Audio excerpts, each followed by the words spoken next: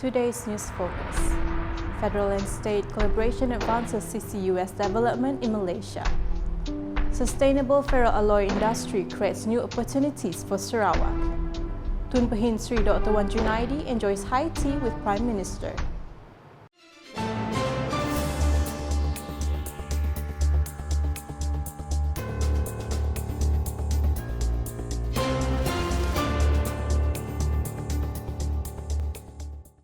Good evening.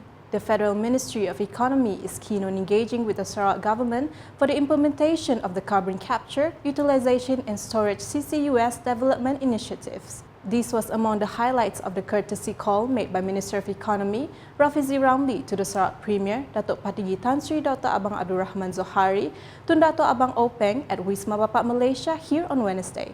Sarawak was among 4 states identified with significant potential to serve as CCUS hub in the next 5 years, including Sabah, Terengganu and Pahang. Rafizi emphasized the importance of aligning federal and state regulations to ensure smooth implementation of CCUS initiatives. According to him, the federal government aims to table comprehensive CCUS legislation by the end of the year, while Sarawak has already established its own regulatory framework under state law. Highlighting Sarawak's advantage in positioning itself as a prominent player, Rafizi noted the economic and environmental potential of successful CCUS projects.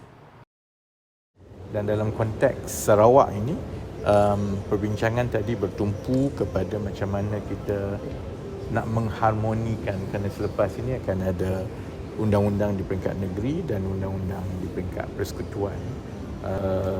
I take comfort that I think everyone is on board to see the success of Malaysia's leaping forward, because CCUS is one of the high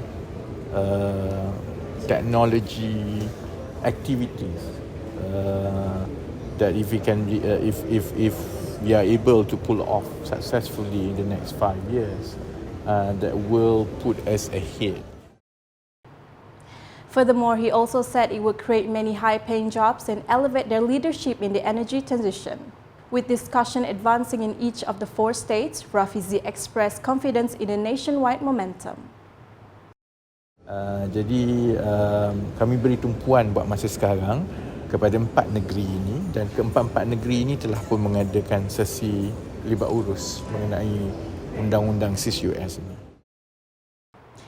The environmentally sustainable ferroalloy production industry can create new opportunities for Sarawak.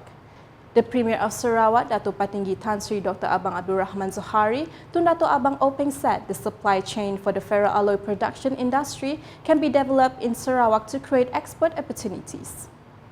According to him, OM Sarawak has the technology to produce environmentally sustainable ferroalloys by reducing sulfur and oxide emissions in the production process.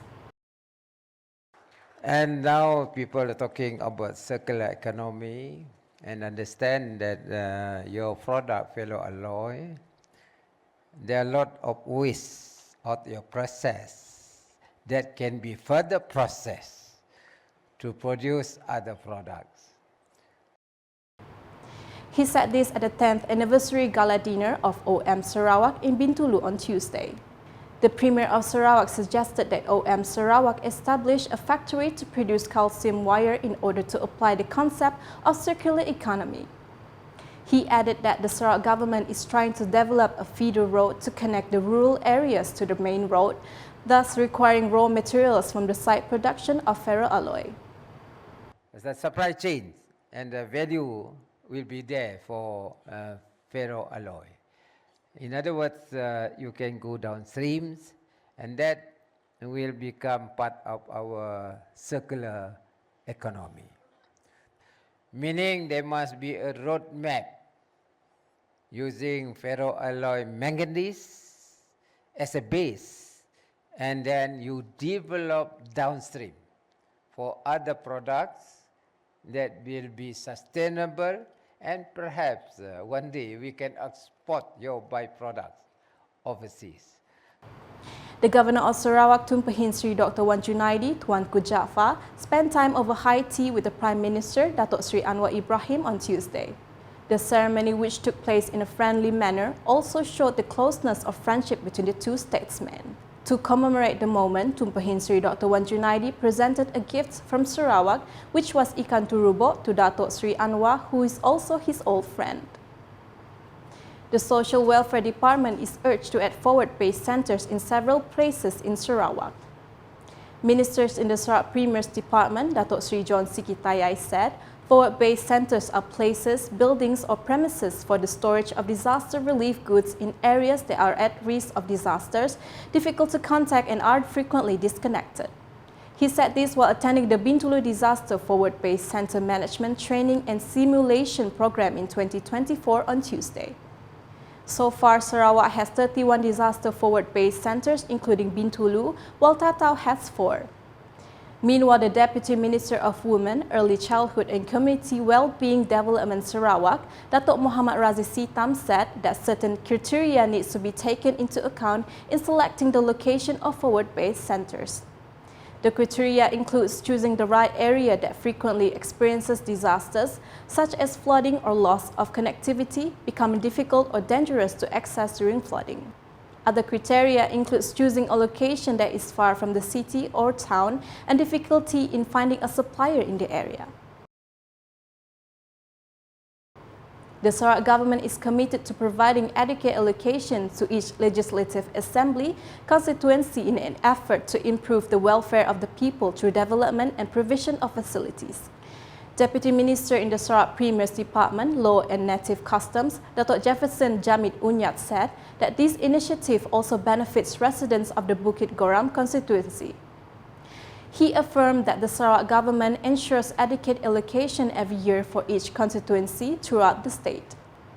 This shows the commitment of the Sarawak government in improving the welfare of the people either in the city or in the countryside, he said. He said this during the Minor Rural Project MRP check handover ceremony in Kapit on Monday.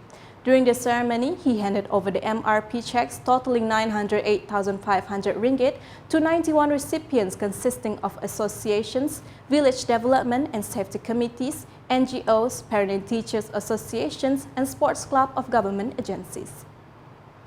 And that's the English edition with me, Haziyah Ahmad Saibi.